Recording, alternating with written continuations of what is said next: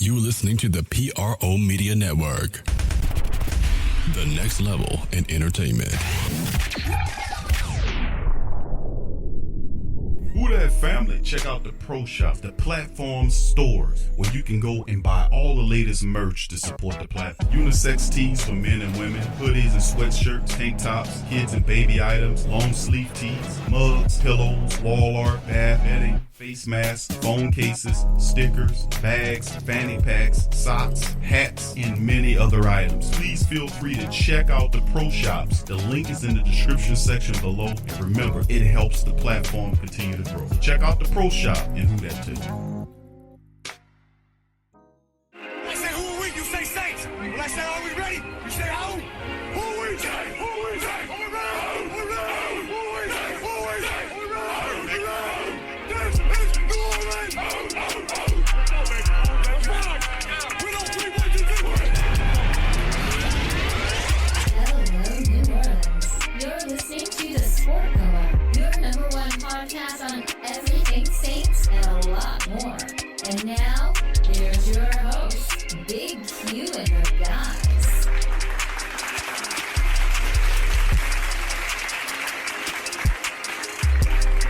Now rocking with the sports coma with Big Q and the guys, where we have intense, entertaining, educating, and enlightening sport talk from your favorite sports family.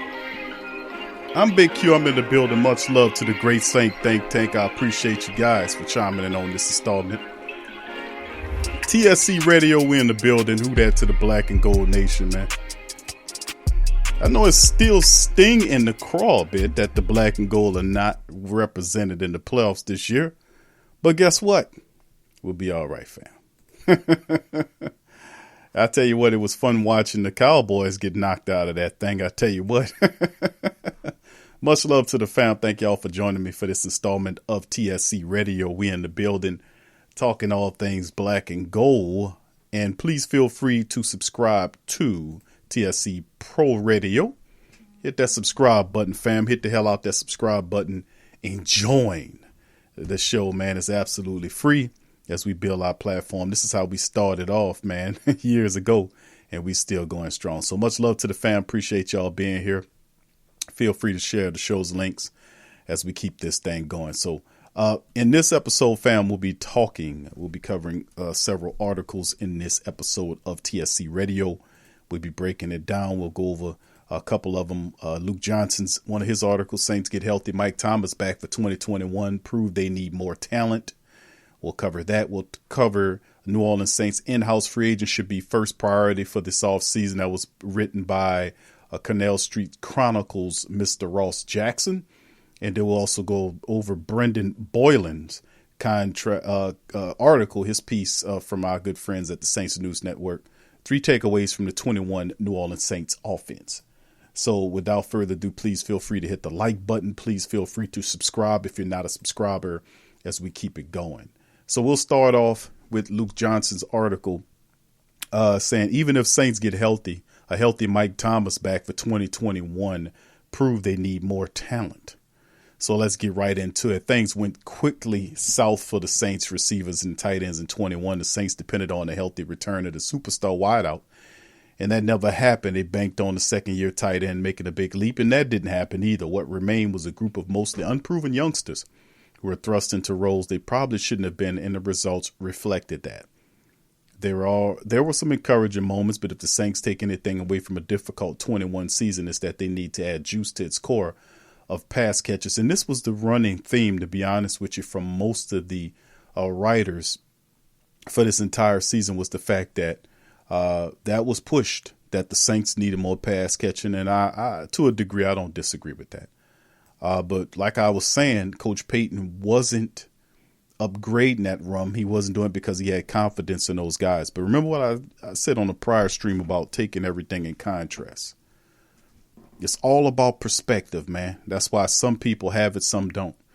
And the reality is the reason why the Saints didn't necessarily go all in on the wide receiver room is because we had a talented wide receiver room the year prior. What happened? Free agency occurred. And what happened was the Saints could not afford to keep a lot of the talent that they had on the team, that was throughout the team. Like a lot of players just had to go. We got rid of Janoris Jenkins. We got rid of Emmanuel Sanders. Guys that could really have helped the squad. We had to get rid of them because according to the cap situation, we couldn't afford them. So when you get under $100 million, you're going to miss out on some talent.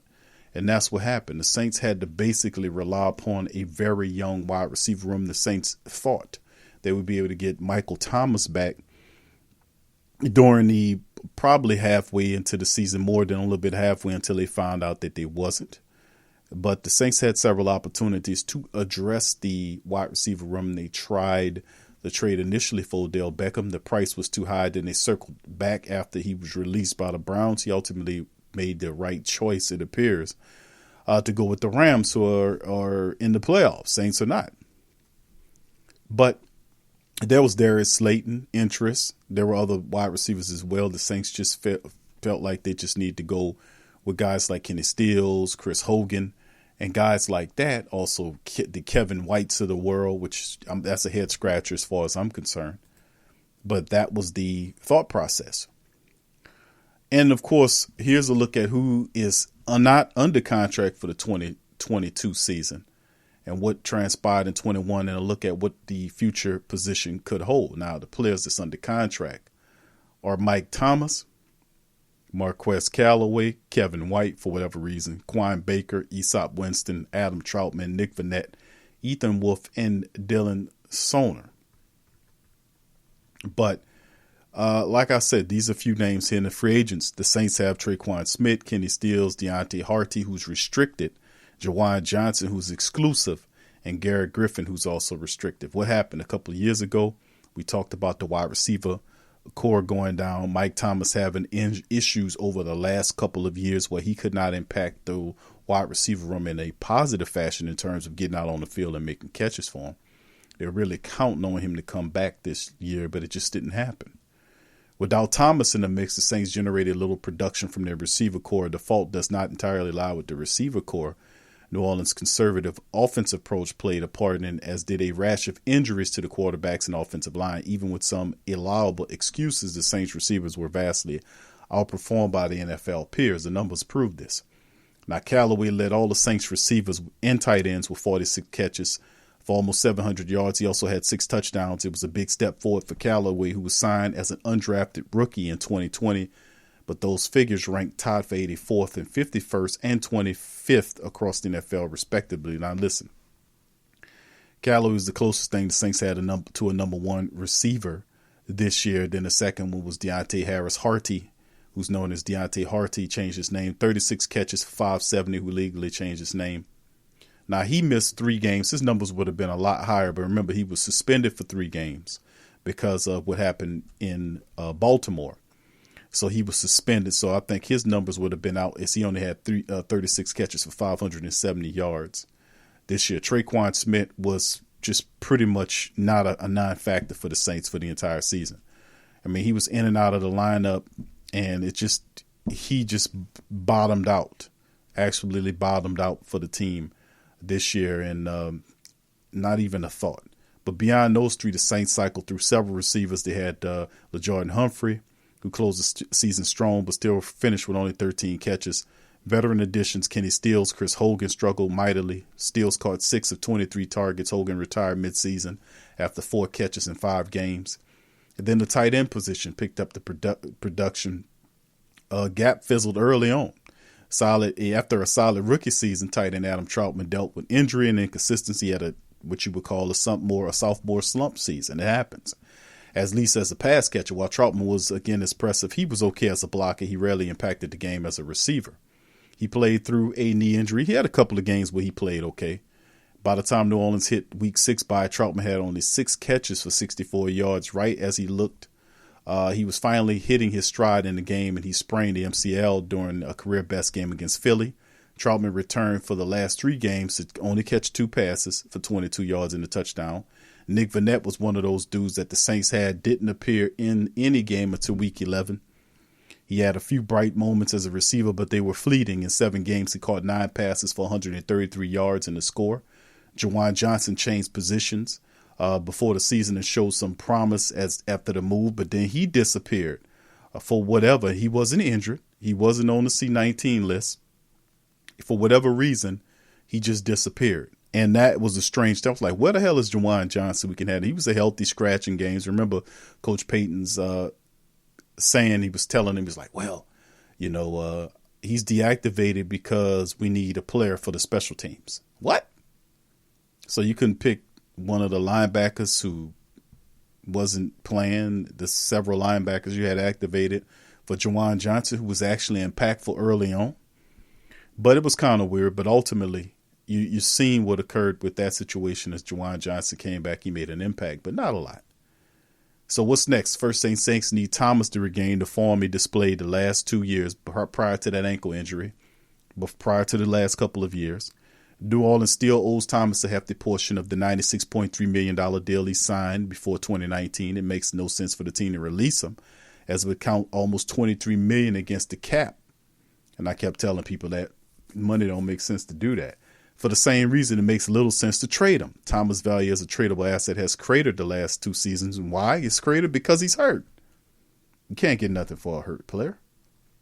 So with the Saints tying so much of their financial resources to Thomas, they need him to be right. And the next step is bolstering the core with some moves of dynamic talent in case he's not. And I expect he is to be. Now, the injury that he's coming back for, that's a tough injury.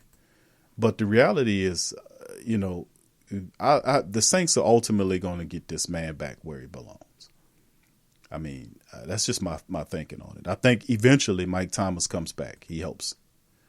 So that's my opinion. And I think he does come back, and I think he will shake off the injury and he will be healthy. But more than likely, the Saints definitely need to add more talent in the wide receiver room. So the draft appears to be the best place to do that right now. New Orleans has shown its willingness to invest in top picks and receivers. Thomas was a second rounder, and there has never been a better time to be a young receiver in the NFL. The rookie receiving record has been smashed in consecutive years, coincidentally by Louisiana natives Justin Jefferson in 2020, Jamar Chase this year. 5 rookies topped 900 receiving yards in 21. After 5 recorded at least 850 in 2020. Some of the most pro-ready prospects in recent years have been receivers, and that trend does not appear to be slowing. So the Saints clearly missed the top-end receiver of Thomas' caliber, but they still have a lot of talent. Callaway and Hardy both proved they belong. And remember, what a lot of people don't talk about when you talk about these young receivers is the fact that a guy like Deontay Harty and a guy like of Marquez Callaway, these men they gained a tremendous amount of reps last year, which will only invest in their development as players into the future. And I think those bulky snaps that they received this year because of injury and because Coach Payton went with a lesser and inexperienced wide receiver core will pay dividends into the future. And then he invested a lot of reps in them this past season, and watch how Callaway looks this upcoming year. Watch how Deontay Hardy looks this upcoming year. LaJordan Humphrey and guys of that ilk. Watch what all these reps that they received, the confidence, the fact that they could play the game will help the wide receivers over the long haul. But according to Over the Cap, a second round qualifying offer is projected to cost nearly $4 million this offseason, while a right of refusal of a qualifying offer would cost roughly $2.4 million. Either way, Hardy is about to receive a substantial raise from the 850 G's he had last season, right? So Trequan Smith, he's set to be a free agent, and the Saints could conceivably bring him back. That's what he's saying. I disagree with that. Even though the Saints do make some, I mean, you got freaking Kevin White on the team. Why would I not think that the Saints would ultimately take a guy like Smith and bring him back for peanuts? I hope not. I hope they really kind of focus their eye. We gave this guy plenty of years. We gave Smith time to get it right. He just injury and ineffective play. It just wasn't a good look. I think it's time to move past. It's time to move on and find somebody else with a little bit with more explosiveness, more playmaking ability, a receiver that can complement Mike Thomas in terms of his speed component. You know, somebody that Jameis can throw that ball down to. So how would this happen? And now New Orleans should not be counting on him to be a major factor in the offense if they decide to resign him. Hopefully they don't. As a whole, Trautman's 21 season was disappointment, but it's too far and too early to give up on him. The 2020 third-round pick could come back looking more like the rookie version of himself when given a chance to get healthy and play with the same quarterback for a full season. So we look at it as a sophomore slump because Trautman went from being a third-string tight end, sitting behind guys like Jared Cook and guys like Josh Hill, and then Trautman was there. So not too much was heaped on him because those guys, those veterans, absorbed a lot of that. And then ultimately, when he came back this upcoming year, he was the man. So that was a leap. He didn't handle it well. You know, it didn't look good. And what hurt him a lot was the drop passes. That was something that really killed him. But he did improve later on in the season. Then injuries came, and then it was just a whole ball of craziness. But what actually needs to happen here is that the Saints definitely need to invest in the wide receiver room. Will they take a wide receiver with the first round draft pick? I would have to say no to that because of the fact that Coach Payton, and we talked about this in the prior stream, that how Coach Payton loves, over the last several seasons, Coach Payton has taken a good amount of offensive linemen over skill set players like a wide receiver, like he found most of his more talented players, not in the first round, but second round, third round. Guys like Mike Thomas in the second round, Elvin Kamara in the third round, so on and so forth. But every year is a little different. But you can't discount the fact that the Saints definitely need a little oomph in the wide receiver room. No disrespect to Callaway or Hardy or none of these other guys, but there is obviously a person that you would want to bring in that can have that explosive edge. Now, last year we were mock drafting this thing out. We were looking at guys like Terrence Marshall Jr. That never materialized, you know, because according to them, the Carolina Panthers wanted them so bad that they jumped in front of the Saints to get them. And it didn't materialize. But then the Saints didn't take any wide receivers until the last pick of the draft when they went Quan Baker with the pick. So, I mean, and then they didn't use Quan Baker, by the way. They deactivated him a couple of times, but he never got a ball thrown to him. So, I mean, the Saints definitely need to do that. But I'm disagreeing with people saying that the Saints take a quarterback or a wide receiver with the pick because, to me, I think Coach Payton, it'll be, I ain't going to call it foolhardy, but I think people don't understand like what Coach Payton's doing. He's a guy that prefers to have veterans, the guy to lead his team. Like you have a guy like Jameis Winston who has NFL experience prior to him coming here, if you won't call it that, with the Tampa Bay Buccaneers. But he came here and he had that experience, which means he was in the battles. He has the familiarity of running on offense, and plus his college tape. And prior to that, he's a natural born quarterback. So the Saints brought him in. He had really good success in his first year. But remember, 3 years into the scheme, it's a familiarity. Jameis is well liked here. His dream was to be a Saints quarterback. So I anticipate that continues. I expect that Jameis Winston will re-sign with the black and gold. I've said what I believe the contract would end up being. Also believe that there is a linkage between Jameis and the Saints that I don't think they're done yet. I think there is a word on the street, unfinished business situation that needs to occur, that Jameis he wants to be here. And I think him and the Saints will work out the necessary financials to make that happen. But the Mike Thomas situation is big because you have Jameis there. Mike's been rehabbing, so Mike is hungry and ready to go.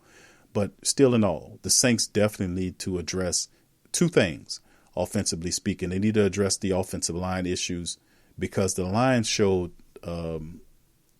it really showed cracks in the armors last year. Prior to the year prior to that, they played with a confidence and a mentality that made them one of the league's best units. Last year, not the case. You've seen it in the Green Bay Packer game, and then after that, cracks in the armor, all kind of ways. Even when they were healthy, and the times when they were healthy and they were playing together, it was something missing there, you know. And I don't know, it's because Taran Armstead was in his final year of his contract, And they were leaking information saying Teron Armstead wasn't going to be a quarterback that they brought back. This was something they talked about. So it's not a big surprise that the Saints were going to let Teron test the free agency. They're $60 million underneath, and Landon Young is a guy that the Saints picked up as a potential guy to replace him. Also, we know replacing Taran Armstead is hard to do. That's why Ryan Ramczyk was given a big dough, because they're not paying Ryan Ramczyk to be a high-paid right tackle. Armstead's free agency period means that they'll shift Ryan Ramczyk to his college position, left the blind side tackle position. I've said this countless times. And then, of course, I don't think they've done with Andrus Peat yet, although this could be the year, if Andrus does not step up and step in to his role, that you could see something happen there. But no, most certainly the Saints they have options with Andrus Peat, whether they want to keep him at the guard position or shift him to the right tackle position. Remember, Andrus came in as a tackle out of college as a tackle. Do they then shift him to the right side tackle position? There are options Coach Payton can look at. Another option is what is up with Ruiz? What do we do with the Ruiz situation? Does he remain a guard, or do he shifts back inside the center? So the questions abound. And then, of course, we talk about the right tackle position, whether it's Andrus Peat or Landon Young or a draft pick. What happens here? So there is some flux there. There's some changing of the guard, some pieces there the Saints have to, or some questions that at least the Saints have to answer about the offensive unit. Coach Payton's a stubborn guy, so I anticipate he will keep Ruiz at the guard position, even though I think that's a bad idea. I think Ruiz needs to move to center. Why? Because that's his natural position. He is not a very good guard. So, I mean, we'll see how it all shakes, but they are still areas on the offensive line the Saints need to fix. And I think depth is another issue.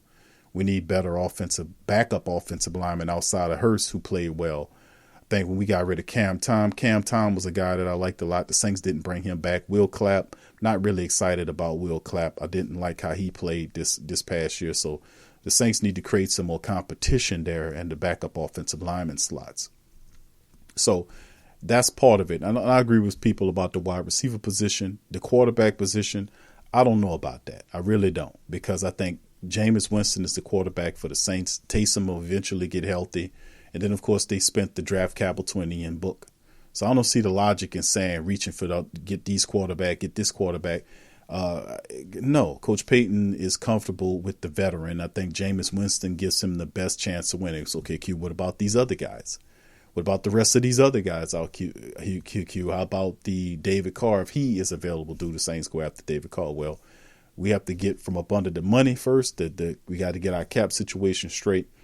And I can expect the Saints to go and at least listen or hear what they're asking for some of these talents or some of these guys. But I do think it wouldn't hurt to see what they're talking about, even though you're not in that position financially to do it. I think it's best to just solve the issue, the quarterback issue with Jameis, with a 2-year deal, with the second year being a team option for Jameis.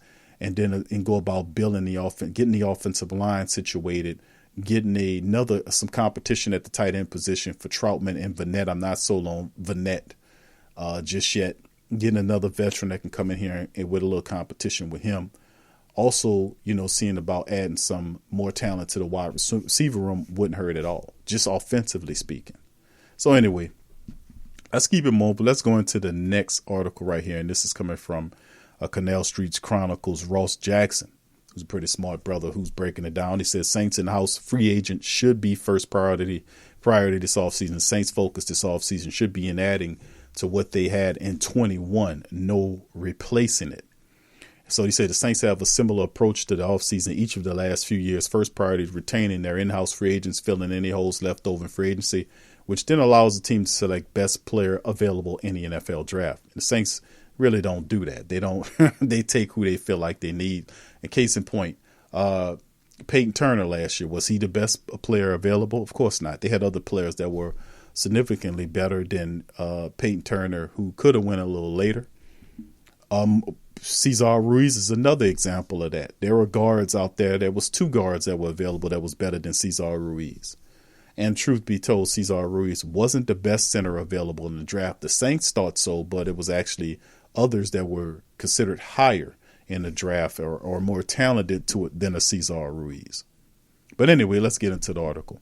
All right, safety Marcus Williams. In Ross's opinion, Williams is the top priority this offseason outside of wide receiver, which the Saints won't be able to address as early as Williams' contract situation. The former Utah Ute was franchise tagged last year, but the Saints and his team were not able to reach a long-term deal before the tag deadline. With Williams having a successful 21 season, the Saints likely won't be able to carry over the same offer they prepared last offseason, but at least they have a foundation in the starting place. Williams added 2 more interceptions to his resume, interceptions, totaling now 15 for his career. He also has 5 passes broken up and forced a 54.2 passer rating when targeted, which is second lowest allowed of his career so far. So he also did so without committing a single penalty all season long.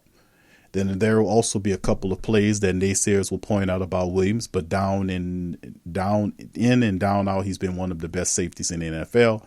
He led the position at 21 among safeties playing more than 300 coverage snaps with 38%. Forced incompletion rate and 39.3 snaps per target, showing that he forces quarterbacks to look the other way when he is in coverage. Now, Williams is a key piece in Dennis Allen's defense and would garner too much attention on the open market. So whether it's another franchise tag, which required the Saints committing over $12 million in 22, a long-term deal, New Orleans should look to do whatever it takes to keep him in the Big Easy. So Brother Ross wants to pay him $12 million a year. The issue is he wants north of $12 million. Word on the street, he wants to be one of the highest paid safeties or a top 3 in the game, which places him north of $13 million. So yeah, that's what he was pushing last year to get. That's why the Saints say, no, I don't think you're a 12 or 13, $14 million safety. What we're going to do is we're going to tag you at this 10.9 or whatever it was, 10.6. And we're going to see what you do this upcoming season. And he did progress underneath the tutelage, but so did a lot of defensive backs and Chris Richard. When Chris Richard came in here, I knew it would be an uptick in the talent level because he's a better motivator than Aaron Glenn is, no disrespect. And they needed a breath of fresh air. They had Glenn for several seasons. Having a guy with experience who has a better resume than Aaron Glenn coming in as the architect of the Legion of Boom does garner a lot of positive feelings and vibes from defensive backs who Coach Richard also elevated the mindsets of the Saints secondary when he came in and told them, listen, I want to build a Legion of Boom defense secondary. That was really telling. And he has so many defensive backs that stepped up and played really well. He had guys like Ken Crawley looking good. PJ Williams had his best season in a long time. Look what he did with Marshawn Lattimore. He had a very solid season. Paulson Adebo did his thing, and so on and so forth. So Marcus Williams did benefit from Coach Richard's instruction. You've seen it in his play. He has gotten better. But like I told you, when you scan the room, and you talk to who that's, it's a mixed bag on Marcus Williams. It's the craziest thing. That's not even the case with Jameis Winston. A lot of people, it's more of the ratio goes toward Jameis than against Jameis. But when Marcus Williams is almost splits the room and what people feel about should Marcus Williams get should he get $14, $15 million a year. He'll get, if you cut him free and let him go, somebody is going to pay Marcus Williams that money. My thing is I like Marcus Williams, especially under Coach Richard, because his play is getting cleaner than what it was. The issue I had with Marcus Williams, if you study the film about Marcus Williams, is that at key moments of time, he just disintegrates. He's gotten better over time, like he had the rookie year of what he did. He was having a fantastic rookie year, by the way, until that happened.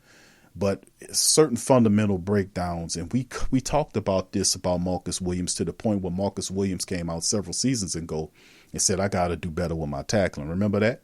We covered that, and we were the one talking about that, saying this kid got to work on his tackling. He had to come out and say it because the tape don't lie. It's not about opinionation. It's about looking at the tape, what the tape is showing you, and not about to get attached to these guys emotionally. The tape is showing you this, not that. But he has shown improvement. But you're going to see a split room with paying Marcus Williams $14, $15 million a year to do that. But my thing is, I think we should pay Marcus Williams. And I think it should be in a range of 12 to 13 million. I would do that. I would give Marcus a $48 million contract. I would, for 4 years. I'll give him $48 million for 4 years, and then I'll give him incentives within that if he leads the team in interceptions, or if he's a top, if he leads them in tackles or all this kind of stuff, I'll put incentives in the language of the contract where he'd be able to reach up there. You make a Pro Bowl, you get this amount, this type of stuff. $48 million, that would be what I would reach out to. And for Marcus Williams, of course, you throw a signing bonus in there. But, let's see what the Saints do about that, because, you're not just looking at Marcus Williams this year. You're also looking at guys like Chauncey Gardner-Johnson, who you're going to ultimately have to pay. And Chauncey is very valuable to the Saints defense and what they do at the nickel position. He can also play the safety position if you need to.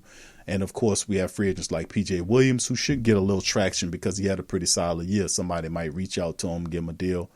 But I'm thinking that P.J. might be back as well. So I'm forgiving Marcus the contract. I just say like $48 million. Maybe the most I probably go is like 50, somewhere along in there. But man, I outside of that, we'll see. Like I said, it's weird. It's a split run, but I like Marcus Williams, his development. Next on the list, Jameis Winston. Winston's a trickier scenario than Williams. Winston is recovering seemingly well from an ACL tear he suffered in Week 8 against his former team, the Bucs.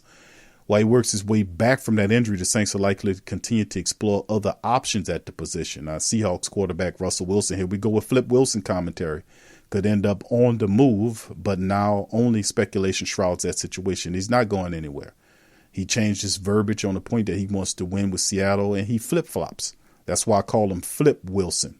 He flip-flops a lot, and so leave him alone. There's no need to talk about a flip-flopping ass quarterback who one moment says he doesn't want to be there and the next moment he does. I don't have time for that.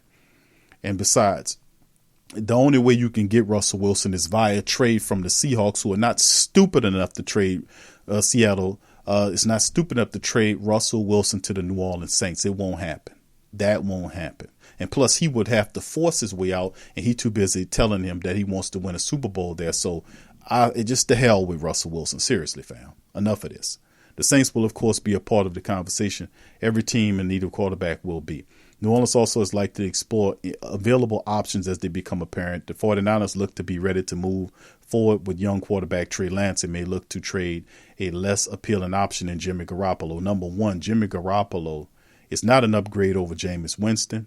Jimmy Garoppolo had experience with Bill Belichick's system. He's an injury-prone quarterback in point that looks good, in moments, but you can't count on Garoppolo to carry your team forward. He's paper mache. I mean, he's just a guy that just doesn't have the best luck in the world, and I don't want no injury-prone ass Jimmy Garoppolo down here, fam. Come on, man. The Raiders have moved on to from their GM and interviewing new coaching candidates and could easily potentially look to move Derek Carr. That's been the subject of conversation for the last several seasons. Does Carr go? Does he stay? Does Carr go? Does he stay? Now, Carr is interesting to me because he's a quarterback at this stage of his career that would fit what a Coach Payton does. He can move really well with his legs. He's a lot more accurate than Taysom Hill. He has a very big arm, and he's a lot more accurate throwing the ball downfield. I mean, he's more accurate than Taysom Hill, period. But he's an intriguing option. I don't know what the money is and how that will look, but I'm not sure what the Raiders will do with the new coach. They have to figure out who the GM is going to be and a new coach, and they might want to build around Carr. I don't know. That Carr is an interesting one. I have to give him that. The Saints will leave no stone unturned when it comes to the most important position on the field, but regardless of other attractive options they may be available on the market, focusing on Winston may be the easiest and least costly option depending on how his recovery continues to progress and will he be available to participate throughout the offseason. Number one, Jameis Winston is looking good and he will be back, just like Taysom will be. So I don't anticipate him being out. And then, of course, we'll have Jameis Winston. We'll have Mike Thomas healthy. And that's the pairing that people were salivating over when Jameis Winston signed, was ultimately when Mike Thomas gets healthy and you have Jameis Winston, you had a component next to Mike Thomas, whether that be in free agency, more than likely it'll be in the draft, that we had a wide receiver that can complement Michael Thomas, and we keep this thing going. Also, putting that offensive line together, like I said before. But Winston didn't lead a particularly productive offense in terms of yards with limited receiving options, but he did outplay expectations. 14 touchdowns to 3 interceptions. This could have flip-flopped and changed had he stayed healthy. I anticipate he would have had a career year. 14 touchdowns to 3 interceptions. Now, you know that if it was flipped, that they would be roasting Jameis Winston. He threw 14 interceptions and 3 touchdowns, and they'll be tearing them up just like they was doing in several years ago when he had the 20 interception year, but they would foolishly mention or forget to mention his touchdowns. They would purposely build the case against the man. So 14 touchdowns or 3 interceptions, that's not a ratio you can overlook and say, yeah, well, such and such. No, that's a hell of a really good ratio for what he was doing. No, he wasn't tearing it up with the yards, but I think a lot of that would have been coming down the line. But it did show that he was learning, as opposed to it being, 10 touchdowns with 8 interceptions. You get what I'm saying? It's a difference. Previous expectations that the Saints would have competition this offseason, Winston, particularly the Steelers, would expect the retirement of Ben Roethlisberger. This a possibility for that. But word on the streets, Jameis wants to be a Saint. There is no opposition to Jameis Winston getting the starting job back. I mean, seriously. I mean, the path of least resistance. I mean, you've been here for the last couple of years. This will be 3 years once he resigns his contract to come back here. The path of least resistance to be an NFL quarterback in the place you always wanted to play quarterback, and you're going to go to Pittsburgh? You're going to go over here? You're going to go over that? No, you're not. The only way that happens is if there's a fallout with the Saints and they don't want Jameis down here and they decide to go somewhere else. But from what I'm hearing, these two want to come together. Jameis is he's willing. He after the injury, Jameis is not going to cost you a lot of money. And he wants to be here. And according to what I'm hearing from the Saints want him here. So, I mean, I'm of course you're going to go around and listen to what other people or quarterbacks are saying. But from a reality standpoint, Jameis is the guy for what you're doing. It's not Aaron Rodgers. It's not Flip Wilson. It's not none of these guys, because these guys are still under contracts to the teams, and they're not going to trade these guys to you. They're not going to make you a Super Bowl team by giving you an all-pro quarterback and Flip Wilson or Aaron Rodgers. It's not going to happen unless they batshit crazy, which they're not. And, of course, the final player that he mentions is Taran Armstead. Speaking of important positions on the field, some would say that quarterback's blindside protector might be more important than the QB spot itself. Armstead's contract is set to void at the end of the 21 year in March, and that gives the Saints time to consider the situation around the 3-time Pro Bowler. Armstead battled injuries to the extent we haven't seen since 2016. He appeared in only 8 games. Through his NFL's first 18 season, he's been consistently one of the best tackles in NFL when healthy. But are his injuries concerns enough to make him less desirable this offseason? That's the question. The answer is, my brother, is yes. There's no mystery about this one. The Saints, this leaked prior to in the offseason. We knew, and I was saying this before. I said when Drew Brees retires, Teron Armstead is going to follow him right up out of here. Not that he'll retire, but it'll be time for him to leave. I mean, you can't justify paying Armstead big money and you're not getting any games out of him. I mean, he's constantly hurt. And then last year, the intensity that you thought you would get with Taran Armstead, it wasn't there. The passion, the offensive line. He's the leader of the offensive line. He's the leader. He's been there longer than these other guys, and he's the one that usually gets them together. He's intelligent, and he's the firebrand that kind of keeps them together and motivates them, tells them what to do, keeps things together. He's the smartest, one of the smartest offensive linemen they had. But the issue is he's never there. He's not healthy. So you're going to pay all this money to a guy that won't be there for you? We already did that. We did that with Ryan Ramczyk. Difference is Ramczyk is a lot younger offensive lineman, so you expect to get more out of Ram. That's why the Saints paid him the big dough. Saints not looking to lock up another overpaid offensive tackle that's on the plus side of 30, who hasn't been able to play a full season in I don't know how long. So it's not going to get any easier. And plus, like I've said, the story was leaked about the Saints dealing with Teron Armstead through the entire year. So, I mean, we knew eventually when the season was over with that Teron Armstead would be out of here. The only way Teron Armstead stays if he takes a deal that is conducive to the Saints and not him to stay here, that's justified. And that's the only way this happens. Why would he do that when he can make double the money, or even, depending on what team wants him, triple of that, whatever the Saints going to offer him, with another squad? So I don't anticipate him doing that. The man going to go and get paid. He would have to play at a rate that is below his value, his market value. And I know people will be willing to throw out money at Teron Armstead if he's healthy to go somewhere else. So I'm not for this move unless it comes at a price that is very beneficial to the team. So we'll see, but it depends on what the Saints need to do around the offseason salary cap situations. More conceivable the New Orleans get rid of their more than $60 million overage, though others will blow it up as another possible task. However, the Saints add more spending to their wallets this offseason by extending Armstead. If he leaves, New Orleans Saints will carry around $13 million dead cap. The Saints didn't care about the dead cap money last year when they got from up under a lot of stuff. They were carrying Drew's money. They knew that was going to happen. And they eventually, we knew that's why the accumulation of draft assets was so pivotal to the Saints, because they knew they would be dealing with dead cap issues into the next couple of years.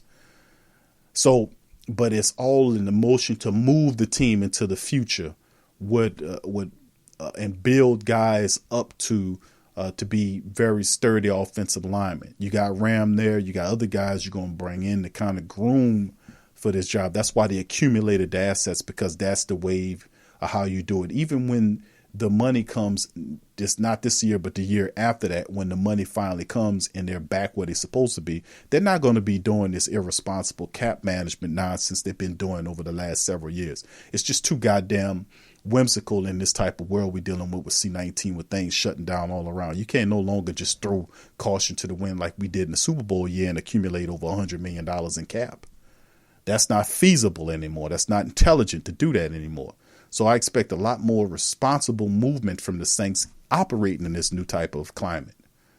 So the Saints could extend Armstead with a backloaded contract that includes voided years to hell spread that cap out as opposed to take it all in 2022. I mean, it's just, I think at some times you just got to say, you know what, it's time to move on. And I don't think they'll do, they could offer him a contract, but like I said, it's time to look at moving the team into the future. A lot of these guys, they came in here, they got compensated for what they did, and it's time to kind of move this team in there. You're seeing them, Coach Payton's are bringing in guys like Landon Young. He's not just bringing those guys in to be backups. Eventually, he wants those guys to become valuable starters at a fraction of what you would pay a Taran Armstead. But if this not even a conversation, if Teron Armstead was healthy and was playing a lot more ball games, then you would conceive of keeping him if the price was adequate. You see what I'm saying? But outside of that, I just don't see this. And they've been saying that for a long time. Teron Armstead, remember, Teron Armstead was a guy the Saints picked up. What was he, a third-round pick out of Arkansas Pine Bluff? They took Teron Armstead and turned him into an all-pro. They did that to Taran Armstead. The thing that he was just one of the fastest offensive linemen at the combine. And the Saints took a raw offensive lineman and developed him into one of the game's best. We got that glow, baby. And the same way we did that for a guy like Taran Armstead, the beat won't stop with T. You move forward, you'll find other players that we can groom. And I think that's more feasible moving forward, because we need to kind of get over that cap, get that cap where we need to be, and then we need to be real scientific in our emotions of how we move this thing forward. And I think spending on Teron Armstead in his advanced age, and I think somebody going to offer him more money, I think probably will be somebody that, and like I said, the Saints was leaking that they was going to move beyond Teron Armstead. We know this. We knew this beyond that. Now, outside of that, he also talks to guys like P.J. Williams and Trequan Smith, Quan Alexander. Quan Alexander is another guy that I think the Saints should keep. Quan Alexander. It won't cost him a lot to go after him or P.J. Williams. I think Deontay Harty should be a guy the Saints will bring back, and Trequan Smith shouldn't be. So, I mean, but then again, the Saints got Kevin freaking White on the team, and Trequan Smith, in my opinion, is better than Kevin White. So why the hell not, All right, let's move on, man. Let's get to the next one, the final one. And this one's coming from Brendan Boylan of our friends at Saints News Network. 3 takeaways from the 21 New Orleans Saints offense. Saints have consistently ranked among the best in the league offensively under Coach Payton. However, in 21 may end up serving as an outlier for Payton's resume. The Saints have a revolving door of linemen, quarterbacks, and wide receivers. The recipe resulted in one of the league's worst rated offenses of the season. But still in all, that's something we have to improve, the depth of it too as well, because this is a part of the game, not just injuries now, but C-19 is a part of the picture. And it just showed us that we need to have a better talent in terms of the backup offensive lineman that we were selecting. So that has something to do with familiarity. When you bring guys here, they know what you are, have an idea of what they were doing. And you just do the best you can do, you know what I'm saying, to try to make sure these guys are on the same page. And that's part of your assistant coaches of what they're doing. So we have some of the best offensive or defensive and special teams assistants in the business. And we might lose a few of them depending on how things ship with these other coach openings, but we'll see. Okay, with some bright spots for New Orleans throughout the year, Jameis Winston injury looked like a real deal behind the stellar offensive line. Kamara played at a Pro Bowl level yet again. So how do we access the season for the Saints offense? Was it a success? Far from it, but Sean Payton and company learned some valuable lessons and proved this team is still up for success when healthy. When you look at when you're doing the comps and you put guys next to, when you do what Coach Payton did against several seasons prior, of course it's going to look like a dumpster fire. Of course that. I mean, but a lot of what they were gambling on was the fact that you had Michael Thomas that was supposed to come back somewhere in the middle of the season. That didn't happen. So when that didn't happen, the team just said, okay, we're going to go with the young wide receiver room. We're going to add a few veterans in there, Kenny Stills, Chris Hogan, and, Kevin White. And we're going to kind of move this thing and operate with these guys. And that was what Coach Payton did for the entire season. The problem was you've seen a lot of learning problems, a lot of issues, drop passes, people didn't know what they had, stuff like that you would get from young wide receivers. But the takeaways from the Saints offense during the 2021-22 season is as follows.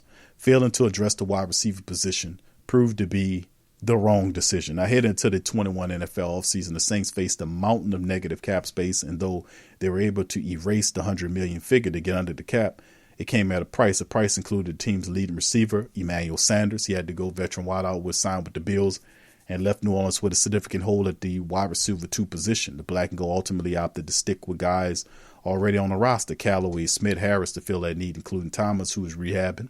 Unfortunately, the Saints' Thomas rehab resulted in a shutdown season. Trequan missed multiple weeks with preseason injury. Vaunting Callaway and Harris, now Harty in the starting roles. A big ask for 2 undrafted guys. Overall, pairing put together a modest season considering their expected role to the one they played. I expect both to be big parts of the Saints offense for years to come. Now, as we keep going, and they said that, throughout the season, the Saints receivers could not create separation, which Hardy did do that. When he was on the field, he was the fastest guy. He did get away from guys. Drop passes that have impacted them all. Could never find a steady dose of consistency to help manufacture points. Coach Payton consistently told the media he liked the guys they have in the locker room. And though he may have liked them, they did not produce what the Saints needed. A steady veteran may not have solved all the problems for the receiving corps this year, but it would have given them a nice boost. The Saints had opportunities. But like I said, Coach Payton, you know this about your coach. He's a very stubborn man, and he liked the wide receiver. And I was telling people that before Coach Payton made that statement, that was obvious. Why are you? And people kept asking me, Q, why is he not doing this, that? I said, he really likes these wide receivers. He does. And when he likes these wide receivers, he's not going to bring in any real threat to undermine what they're doing. And that's exactly what he did. He still allowed them to learn. Now, we might not appreciate everything that happened this year as a result of him doing that, because you're not going to see them come up until this upcoming season, because all of those hot reps, playing time, game time reps went into helping guys like Callaway, Hardy, who's Deonte Hardy now, develop into terrific wide receivers. So that's what it takes to develop. And we know they'll have a step up in production, maybe talent. And they'll produce more because, Marquez led the team this year. And that was a positive. But you will get a healthy Mike Thomas back, but you still have to give him another guy on that opposite side to help him do some stuff. The injuries to the O-line hurt more than at the quarterback position. That's right. Everybody took a spin on it. Multiple Pro Bowl selections crossed the line. The Saints had one of the best O-lines. And, of course, this year, not so much. And they had a lot of guys going down. NFL record this season, starting 58 different players. His offensive line was one unit that never seemed to be fully healthy or even consistently in any cohesion. The Saints suffered blow after blow throughout the regular season to the star-studded unit. The list include injuries to Pro Bowl selection Andrews Pete, Ryan Ramczyk, Teron Armstead. The constant shuffling of men fighting in the trenches created problems for the Saints in multiple phases. In addition, sprinkling multiple quarterbacks during the season on top, you have a perfect storm of offense. The O-line struggles were highlighted in games against Dallas, Tampa Bay, Miami, but as hitting as well as possible in a handful of other outings, whether it was Alvin Kamara or Taysom Hill or one of the multiple members of the Black and Gold that lined up in the backfield at season time pace where they were hard to come by, thus resulting in short stretches of offensive success and the only one opening drive touchdown during the year. Coach Payton told Fox before heading to Week 18 that losing his starting tackles was the most complex injury to overcome during the year. It became evident when Ramczyk returned how correct Payton was about the O-line. Just having one of the two made a world of difference, and one can only wonder how the script would have changed if both were healthy. So, yes, that was a big problem as well, and well documented that you had a shuffling of offensive line with 58 different players starting in the mixture for the Saints offensive line. That is absolutely insane. Quarterback remains a big question mark. For the first time since the 99 regular season, the Saints started 4 different quarterbacks, Jameis, Simeon, Hill, and Ian Book combined to give the Saints a winning record this season, despite only Hill and Winston producing winning efforts. Albeit in very different ways, the Saints offense struggled for the majority of the year for reasons listed above and more. Now, Winston's ACL injury and Taysom Hill's hybrid contract, the Saints will enter 2022 with just as many questions as they did in 21. Currently only Hill and Booker quarterbacks under contract for next year if you do not include Blake Bortles' future contract. Before the injury, Jameis propelled the Saints to a 5-2 record, including wins against the Packers and Patriots, putting the Saints in the middle of the NFC South title chase and NFC playoff spot. Now entering free agency, Winston finds himself in a difficult point in his career. Well, we'll soon see how much Coach Payton and Mickey Loomis believe he could be the franchise starting quarterback long term. Time will tell if the Saints starting quarterback in 22 is on the current roster.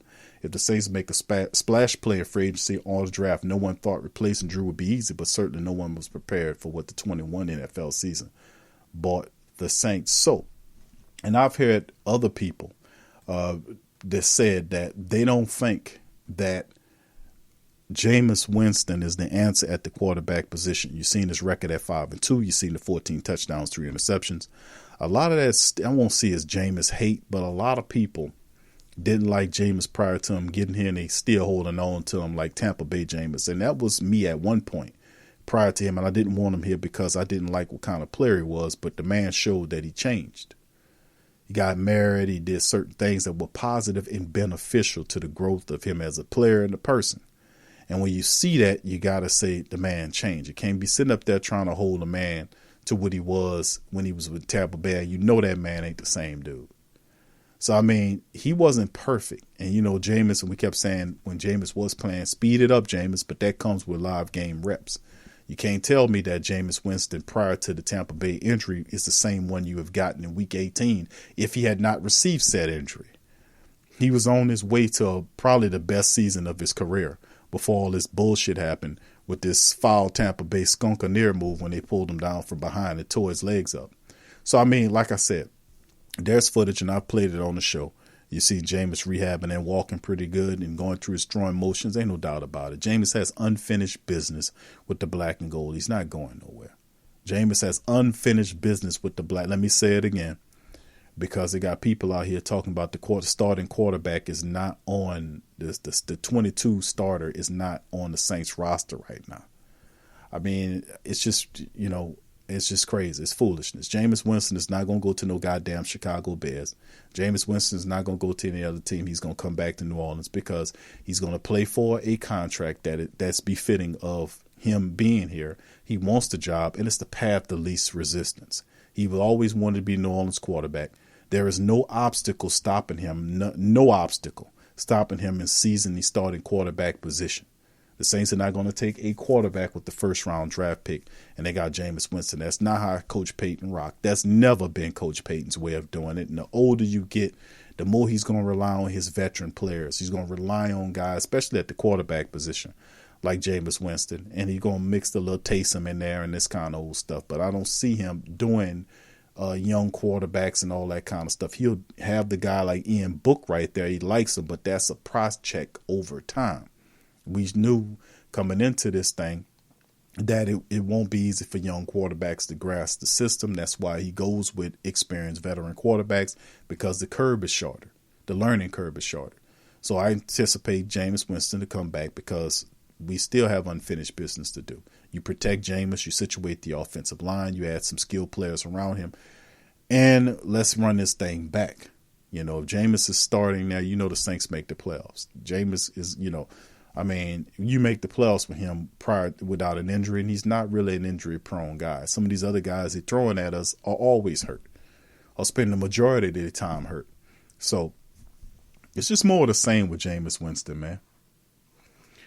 All right, much love to the fam, man. Appreciate you. Kev is it. What's up, fam? Big ups to you, Jim, Kev, and the rest of the fam. I see you, Brother Tory, as well. Be Kind is in the building. The rest of the Great Saint Tank family members. Appreciate y'all joining me on TSC as well. Jim Kev says, Mel Kiper's going at your head, Q. He said, we getting Kenny Pickett. For real, bro? Listen. Coach Payton, y'all know Coach Payton is not afraid of taking that wide receiver, that picking an offensive lineman. Look what he did. Cesar Ruiz 1 year, Peyton Turner 1 year. And I anticipate Coach Payton, if you look at the offensive line, if he sees an offensive lineman there, he's going to take one. Is there a position open? Yeah. Teron Armstead goes, he opens up a position. Cesar Ruiz, I see solo on Cesar Ruiz. We'll see. It's still fluid right now. I'm not liking the Cesar Ruiz pick right now. I'm not. And then of course Andrews Pete situation, they ain't gonna cut him or what have you, or trade him. But we'll see how it all ships. So the Saints offensive line is not as stable as it was the year prior. They have to be able to kind of add some pieces. We know Landon Young is there coming off a broken foot. He has to get right. But at the same time, I just don't see a quarterback there. I don't think the Saints, that'd be a wasted play, because that guy ain't going to be ready to play for you right away. And it basically puts you all the way down in the developmental mode. The guy going to figure it out. I just don't see that. Jameis Winston's guy, the only way it doesn't work that way is if Jameis Winston says he don't want to be down here anymore. And that's just not what's going on right now. Word on the street, Jameis is rehabbing to come back as a Saints starter. And, of course, Coach Payton and the Saints want Jameis as their starter. It's just what it is. Like I said, path of least resistance. There is nobody stopping Jameis from taking the starting job for the New Orleans Saints. Not Taysom Hill, not Ian Book, not Blake Bortles. None of these guys are. And if there is somebody, and Saints just can't go out willy-nilly and say, okay, we're going to go and compete or pay for free agency quarterbacks. They don't have the money for that. So it makes sense for you to just chill out. Get Jameis on that $7-8 million deal for 2 years, second year as an option, and then work with him again with a healthy Mike Thomas, add some skill set players, retool, add a piece here there for your offensive line, do what you need to do defensive wise, and we'll deal with the fallout of who leaves from our administrative staff, if there is, or assistant coaches or coordinators. That's a part of the matrix. If we got to replace our general manager, if somebody hires Jeff Ireland away, that's a portion of the game.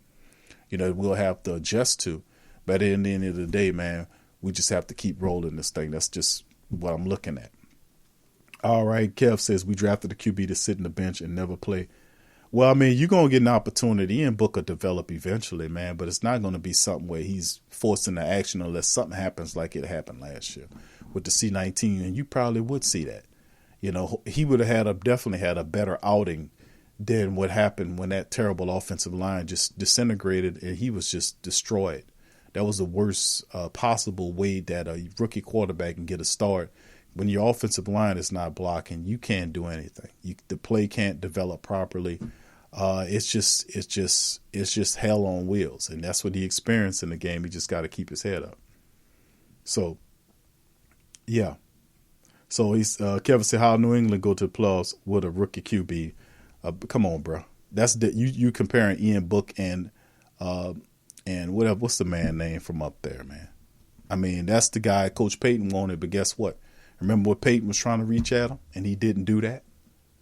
I mean, it's levels to this thing, man. Obviously, I forgot the quarterback name from New England, but obviously this man and Ian Book are on two different levels.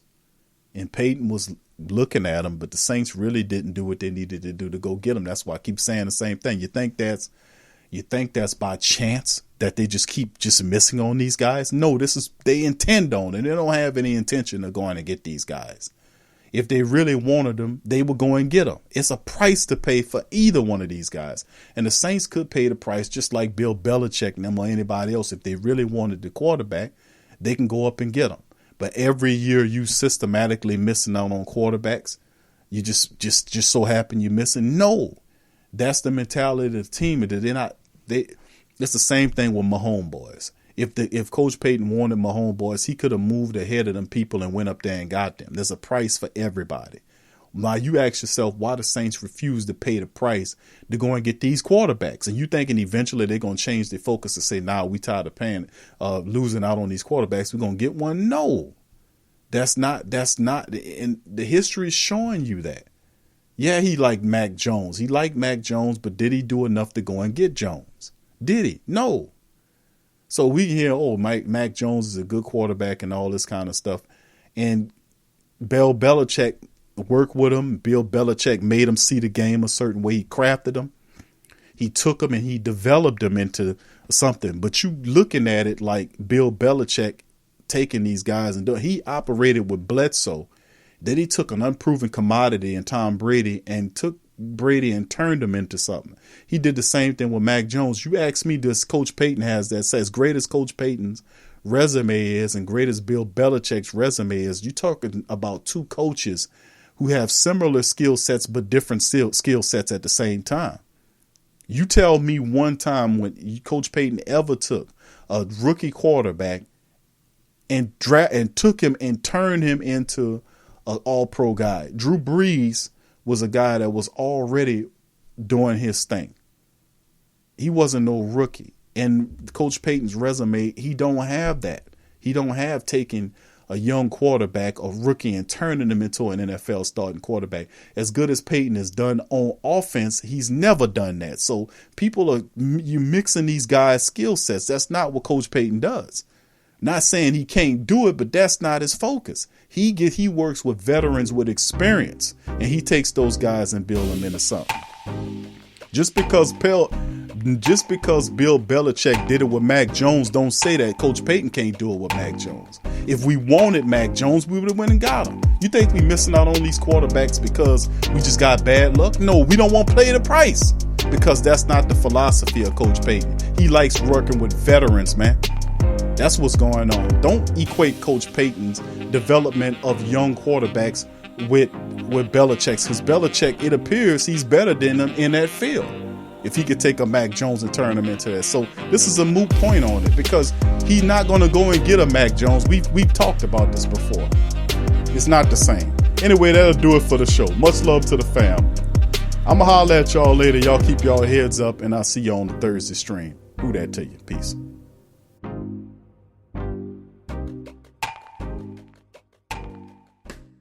Go to the saucestorellc.com for all your beard needs. Your beard guy, or if you're a lady that has a guy that has a beard, well, guess what? Now you can get his beard on point at www.thesaucestorellc.com. Balms, oils, wood picks, all the essentials needed. Optimal beard grooming, they have it at www.thesaucestorellc.com. They got it all. Go to www.thesaucestorellc.com for all your beard needs right now.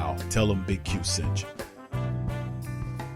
homebistro.com. Freshly prepared, home-delivered, restaurant-quality gourmet meals delivered straight to your home. Choose from over 50-plus gourmet meal options cooked by world-class chefs and delivered frozen, ready to eat within minutes and no commit. Welcome to the one-shop gourmet food delivery, specializing in affordable options to eat right and feel great. 100% satisfaction guaranteed. Every ingredient is handpicked to the highest standard. And why you should buy from homebistro.com? Restaurant quality made with natural ingredients delivered right to your door. Overnight shopping is available. Diabetic, paleo, heart health, and vegetarian options to eat. Doing business since 1999. Courteous, knowledgeable, and professional support. Complete PCI compliant SSL security ordering and great meals. Choose from some of my favorite dishes: the Mediterranean chicken with orange honey sauce, the charbroiled chicken romesco, or the grilled chicken breast with sweet and spicy vegetables. No matter what you choose, you can't lose with homebistro.com. Eat great, feel good, and save some money with homebistro.com. Hit the link in the description section below for more information. TheWhoThatDaily.com. That's right, TheWhoThatDaily.com. Your one-stop shop for everything New Orleans Saints, New Orleans Pelicans, LSU Tigers, and even the top-flight boxing news. So if you're a Who That and you're looking for a place to stay up on your team, TheWhoThatDaily.com is your site. TheWhoThatDaily.com for the sport Who That in all of us.